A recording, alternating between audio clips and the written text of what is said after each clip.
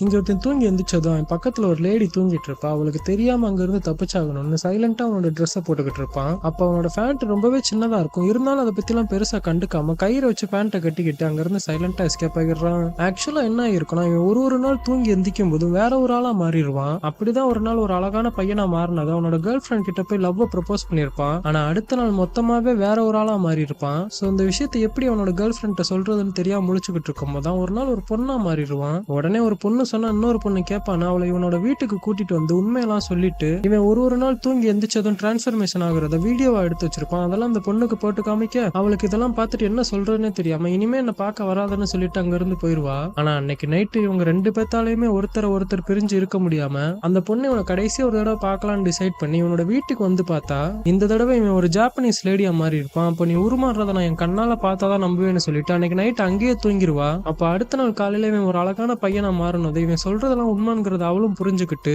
அவளும் இவனை லவ் பண்ண ஆரம்பிச்சதுனால இப்ப ஒரு நாள் பாட்டி கூடயும் ஒரு நாள் அங்கிள் கூடயும் இன்னொரு நாள் 7 வயசு சின்ன பையன் கூடயும் தினம் ஒரு ஆள் கூட ஜாலியா ஊர் சுத்த ஆரம்பிச்சிடுறா.